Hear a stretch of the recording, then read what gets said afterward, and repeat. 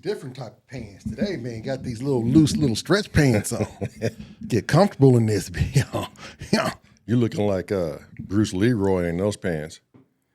That means you a bad dude. Hey, if I look like Bruce Leroy, that means you a bad dude. I don't know why you trying to bring Bruce Leroy back. Like, he should just stay in the 80s. But I wasn't trying to bring him back. You just said I look like Bruce Leroy. Oh, okay. I thought there was some nefarious plan. No, I wasn't going. I didn't wake up this morning and go, you know what? I'm going to try to rekindle Bruce Leroy. You remember Bruce Leroy? Yeah. What was his arch nemesis? What was his name? Shogun. Show enough. Yeah. Who's the master? Kiss my Converse. Fool. Yeah. Show enough. Yeah. What was it? Not Enter the Dragon, but it was like, jeez. Here we go. The Inner Glow. That's not it. Afro and Juices. The Last Dragon. Yeah. I think it was The Last Dragon. Yeah. Somebody will edit it and throw it in there. I'm not worried about it. You know damn well somebody's going to edit it and throw it in there. I feel like I'm looking at you all cockeyed. Should I I turn in more? No, but I feel like I'm looking at you if you was actually Bruce Leroy. Well, I mean, he wasn't a bad looking dude. No, he wasn't. And obviously, if I look like Bruce Leroy, you do too. I mean, there's that whole thing. Yeah, I mean. Yeah. Uh-huh. Okay. Yeah. Hey, we got to get in this before I forget it. What? Yesterday, when we decided to go to Umi's, the whole synchronicity thing. Oh, yeah. It started before yesterday. Yeah, because the day before yesterday, we were talking about going to get Indian food. Hell bent on it, too. Yeah. And then the next day, we decided, you know what? At the last moment, let's just go to our normal restaurant. Right. Which is weird. Well, I know when I was in the studio and I went back in the house and I was telling the missus, instead of Indian, let's do sushi.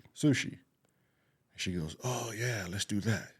And but she was also saying, hey, something strong came over me and it was really pushing me to go do sushi. Yeah. At our favorite joint. Yeah, I was thinking that right after or while we were talking about Indian, and I thought to myself, do I want sushi though? So right. I was already there in the moment. Right. And it was going to be cheaper too. I sat and thought about it and I was like, and you'll get this full. Indian food is expensive. It's hot. It don't come out right, Yeah. But do I really want to put myself through that? Yeah, I didn't really want to either. Yeah. But ultimately we all came to the decision together. Yeah. Right. And then so we were going to go, what were we going to do? Grocery shopping. But we decided to go to Angola instead. Right. And that took us out of the way, but for a reason. I don't want to even say it took us out of the way. It was for a reason. Right. So we get to the sushi place. And this is where the story begins, people. So we go have sushi. And we walk into the place and we notice this couple on the bar side of the restaurant. They're sitting there by themselves and they're facing the entrance. But I could visibly tell the guy was going through some stuff, like there were some concerns. Could you tell that? No, I just thought there were two people that really didn't want to be bothered. That's why they were sitting in the bar area, and there was no one in there. Yeah, and they had that kind of expression or that sense about them. Right. Like you could read it. Right. But I don't know. So we go to sit down.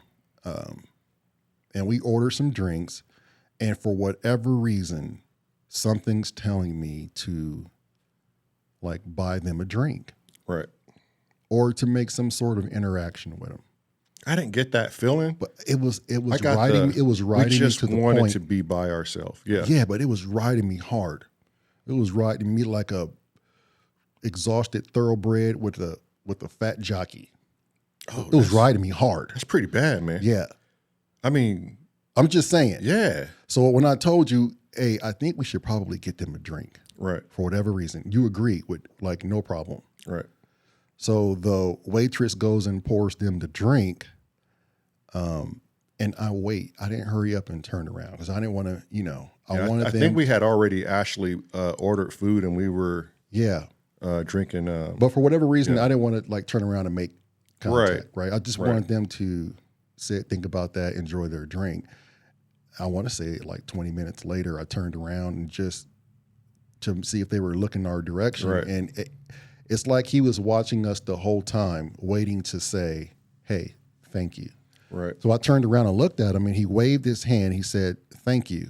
So I thought to myself, well, I might as well go over and introduce myself and, at least meet the people.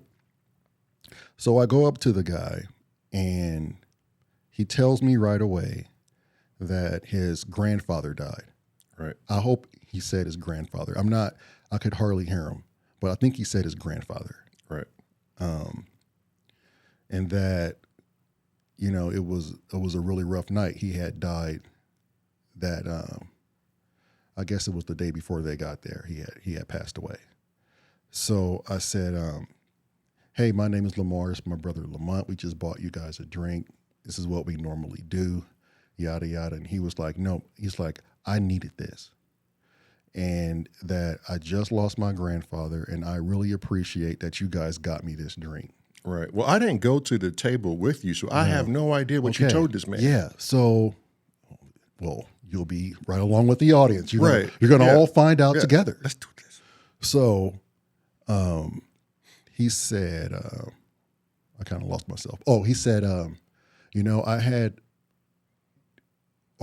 so I told him, hey, I understand your loss. I understand, the grieving and what you're going through. Although I haven't lost someone like that in a long time, but I know what it feels like and I understand. And I went briefly on my near-death experience. Really just touched it, you know? You felt that comfortable to... I'm telling you, something was telling me to contact this individual. Right. I don't know what it was. I can't tell you to the day. I don't know what it was. So I'm telling him just a little bit of my story. And he's so instantly open to it. And his wife was looking like, oh my God, is this dude a medium or something? As I'm telling the story about how it's okay to grieve and our loved ones are cheering us on and they're just right there. Like your death process is not what you think. This is what I experienced. And he said, what's funny is I had just got into near-death studies and episodes like 2 weeks prior to all this happening. Yeah. Were you like, oh. Yeah. So I know now that. I want to tell you more, but I got to be respectful of what's going on now. Yeah. And I thought to myself instantly that something, maybe his grandfather. Right. Or, it could be whatever was working through me to get to him, through us, because we all came into agreement on going to get sushi, and that's all going in my mind right now. I'm going, it's too good to be true. Right. And as he's saying this, he was telling me, I am now 100% a believer. He says, I'm not religious, right? Nor will I ever be. But now I am a 100% believer that there is an afterlife. And why would that be the topic? Like that could have played out in so many different ways. Exactly. But when he brought it up, that's why they were there, because of the death of his grandfather. Right. I just instantly I knew. I knew at one point when we sat at the bar, we were laughing so hard. I turned around to see if they were still there because I almost felt like we were disturbing them. Yeah. But because you had no idea what was going on. Yeah. But there was never, and you know what else is funny is like the lighting in that bar, it was like almost dim on their setting. Yeah. It was almost like there was an energy lost in that setting. And then he got up and he said, right, like the bar was kind of crowded. Right. He got up and it's like, I need to give you a hug. Yeah. And I was like, I remember that. Yeah. And I was like, yo, this dude came over and just gave you a hug. Yeah. I was like, yo. That's when I thought, oh, what's going on? Are you over there playing the shaman? Yeah. And I was like, no, get up. Come over here. Give me a hug, man. Let's embrace. Let's do this. Right. This is what we're supposed to do. It shouldn't be awkward or weird or taboo that strangers are connected people should love themselves. I knew when he gave you a hug, there was some type of connection going on. That's what I'm saying. And his wife was just looking like, I can't believe this is even happening. Right. Like, when's the last time strangers embraced each other like this? And you could tell the bar was kind of like, what's going on? Are they long lost friends? And I wanted to say out loud, this is just myself thinking that, well, aren't we all long lost friends? Yeah, you wanted to go in on everybody, huh? Yeah. But, everybody, you must know there's more to you than there is you. They. And then, the other part about this synchronicity. What did Jeff, we did an interview with Jeff. We did an interview with Jeff Mara on the Jeff Mara podcast. You can catch him on YouTube. This is where I first told my story. Jeff gave me the platform to tell my story and to make me feel comfortable telling my story. So you'll hear us refer to Jeff Mara a great deal, and I highly, highly encourage you to go to his podcast and have a listen to, I don't know, he's probably got over 500 different accounts of NDE, alien abductions, or something to do with Bigfoot, or it's up your alley if you're watching us. Would you not say? I would definitely say. So we did a great little podcast. A great podcast. After the podcast was over, I believe. I kind of forgot we was doing his podcast, and I thought we was doing our podcast. A little bit. We kind of got lost. And I looked over my brother's shoulder, and I was like, oh, there's a dude that's doing the podcast. Yeah. I'm like, oh, yeah, this is yours. Yeah. Shit. Yeah. Damn it. I almost took over your show, sir. Yeah. Okay. I kind of think Jeff was over there having a good time laughing. Yeah. I'd like to think that he was. Yeah. Right. So what was the conversation? Yeah, we did the conversation. I want to say, was it after our interview? It might have been after or during. Yeah, I think it was after. Jeff posed a question to us, and he said, hey, do you think you guys were friends or brothers on the other side? And I'm thinking to myself, well, we just did a podcast about that, a what if scenario. Why would that be the topic or the question you bring up? Right. You could ask twins 100 different things. But you asked that one. But you asked that one. Yeah. So now I'm scratching my head, and we tell him this. So I'm thinking Jeff's probably going to be watching it here sometime soon.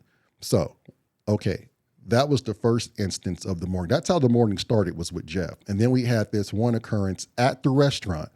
Okay, it gets deeper. We met people at this particular restaurant 2 months ago. Right. Anthony and Steph, and I know they're watching. So we meet them the same way. We buy people drinks and we get to know people. That's what we do. We can't help ourselves. So we become friends. And then last night, while we're there, I was just thinking about Anthony and Steph, and I was just like, I wonder where they're at, right, or what they're doing. So I call Anthony, or I text Anthony today, hey, what's up? How you doing? And I told him we were at Umi's last night. We were at the sushi place that we met, and he was like, strangely enough, we were there last night, but they told us it would be a 45-minute wait, so we decided to go somewhere else. Oh, and they didn't want to sit at the bar tables. Well, the bar was full. Oh, okay. And they told them it'll be a 45-minute wait. Now, how do you explain that? I mean, for all of those things to happen on the same day, I just don't believe in coincidences anymore. I can't. I mean, I really feel like somebody's writing things in a book. Yeah. And they're like magically making them happen. I don't think that. I think like we've planned, like you said, like we planned our lives out kind of, but we can remind ourselves when we want to meet and have these interactions or have these symptoms of reality. Right. That kind of fit right there. And then he asked, like, do we think we're star seeds? And I didn't know Jeff. What that was. Yeah. Well, he explained it. During the interview with Jeff Mara, he asked if we thought if we were star seeds. I didn't know what that meant. Yeah. Go to his podcast and watch it. But yeah. Yeah, I don't know. You know, it's just, I kind of feel like I'm here to do something for something, you know? and the whole day was just strange in itself. Right. It was you know? weird, man. And things ended up working out perfectly.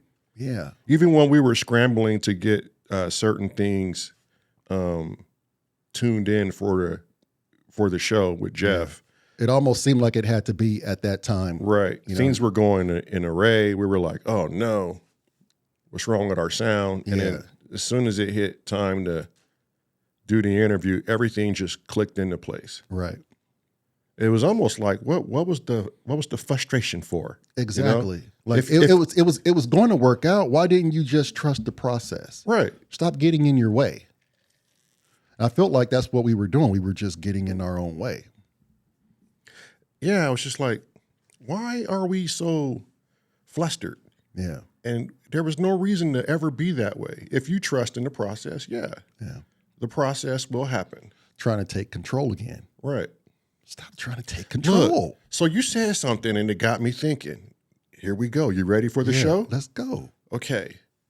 Monkeys are smart. Okay. Why haven't we trained monkeys to be actual horse jockeys? Think about this. They can ride the horse, I'm sure, much more efficient. Right. They're very agile. Their grip strength is ridiculous. They're light enough. You could dress them up like a jockey. Oh, you dress them up now. You put them in monkey suits now. Right. Why haven't, to me, if you told me, look, I got the best monkey on the planet. I taught him how to be a horse jockey. And he's brilliant. And if you don't believe me, take all of your regular human jockeys. We're going to run ourselves a little race. Yeah. And, everybody shows up and they're like, what is going on here? Yeah. How? I think he's cheating. This chimp must weigh 25 pounds. I don't think they're going to say that yet. They're going to all show up to the track. Yeah. And they're going to be like, what in the hell is going on? Yeah. Why is this monkey dressed like me? Yeah. Are you expecting me to compete with a monkey? Right. Or what do you think about us, jockeys? Yeah. Is this a joke? Are you calling us mindless monkeys? Yeah. Well, technically, the horse is doing all of the work. Right. You just got to keep your ass on it. You just got to keep your ass on it. Yeah. And eat light as hell. Yeah. But to me, a monkey ain't going to ask much in compensation. Banana. You feed him the highest of quality monkey feed there is out there. Yeah. He's happy. And he's happy. It's a thing. It's a possibility. Right. And I'm surprised that if you watch AGT, man, I'm seeing people train dogs to do crazy things. Sheep and pigs. Yeah. Which is the smartest domesticated animal is a pig. Yeah. You put a monkey on a horse's back, you are going to get a show. Yeah.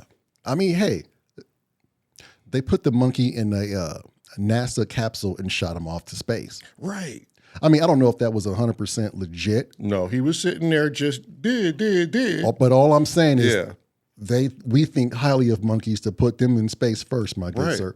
Whether it's for, our own testing we got data or whatever. Yeah, we got to send Bobo up there. Yeah. And if he come back with like sunburns or anything out of the norm, an extra finger, then we know it's probably not right for us. But Bobo, goddammit, you're going to do this job. Yeah, you're going to do it well. Yeah. And when you get back, we're going to, make sure you got a great life. Yeah.